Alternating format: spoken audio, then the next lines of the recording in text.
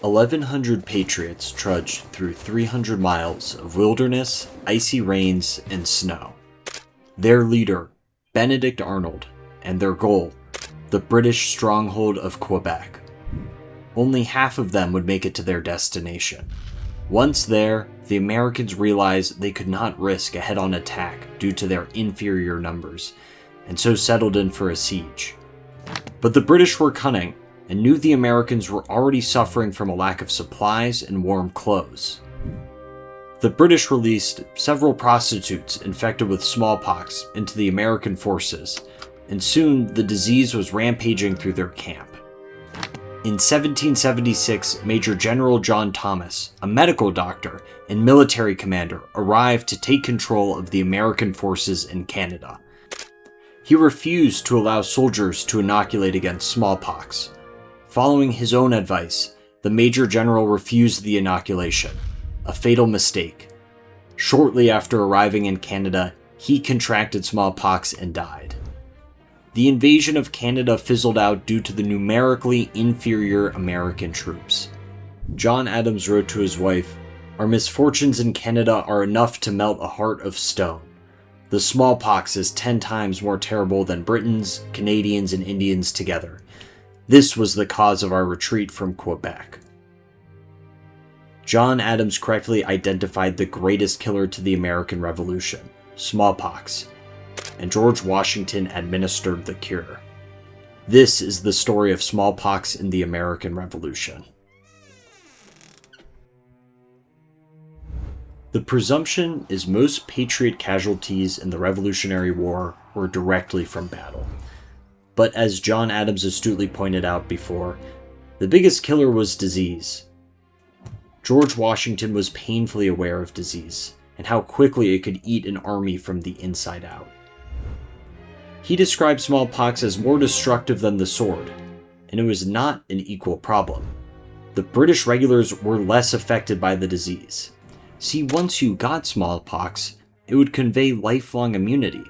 But unlike the British, American colonial life was spread out among small farms and plantations, so smallpox outbreaks were uncommon. This meant Americans did not have natural immunity against the virus.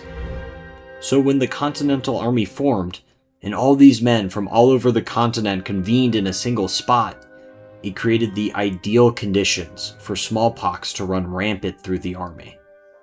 And this was no common cold. Smallpox carried a 30% mortality rate. Washington himself was no stranger to smallpox. In 1751, at the age of 19, he contracted the virus while visiting Barbados with his brother Lawrence. The disease laid him up for nearly a month, with fever, headache, body pains, and severe rash. It left him with slight scarring, lifelong immunity, and a healthy respect for the disease. Now, other than the ill-fated campaign of Quebec, smallpox also wreaked psychological damage on the American people.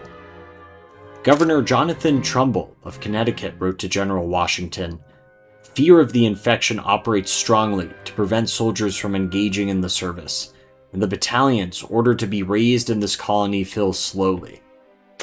Governor Philip Schuyler from New York wrote many potential recruits were extremely apprehensive of being infected with the smallpox, and not without reason, as it proves fatal to many of them.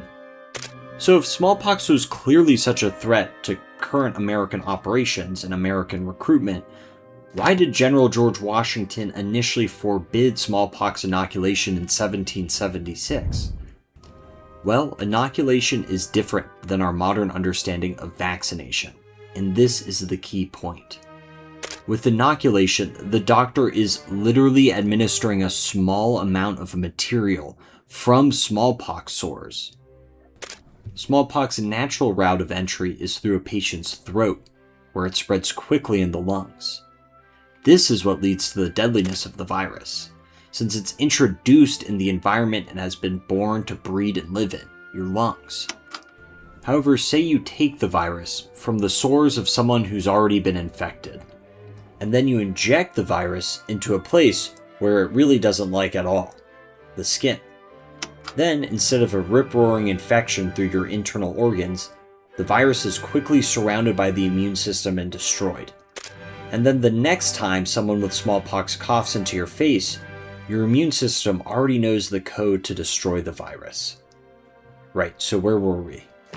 Why didn't George Washington immediately order the inoculation of all troops in the Continental Army? Well, because when you stab a live virus into people's skin, they still tend to get sick. So while you are saving them from a future, gruesome death, they still need time to fight off the mild infection they will inevitably get from the virus entering their body. The reward is, instead of the 30% mortality from a natural smallpox infection, only 1% of people would die from inoculation. However, Washington worried during the recovery period from the inoculation, a British attack would destroy the Continental Army and the revolutionary cause. However, in 1777, he reached a tremendous turning point where the deaths from smallpox could no longer be ignored. And so he issued a momentous order to John Hancock, the president of the Continental Congress, mandating smallpox inoculation for all troops. Most of the inoculations took place at facilities in Philadelphia and the Army's encampment in Morristown, New Jersey. Washington was not naive. He kept the inoculation a secret from the British so they couldn't use his temporary weakness to attack, and he carried out the inoculation campaign in the winter when armies were less active. By the end of the year 1777, 40,000 troops had been inoculated, and the gamble paid off. Before 1777, nearly 90% of all troop deaths were from the disease. After the campaign, the rate of deaths from the disease fell sharply among the Americans. This helped them keep their fighting strength through the grueling years ahead, with less worry about the disease. And recruits were less apprehensive about joining the cause. Far too often, we overlook the impact of diseases which live with us. George Washington didn't make this mistake, and his understanding of pathogens helped advance the American Revolution.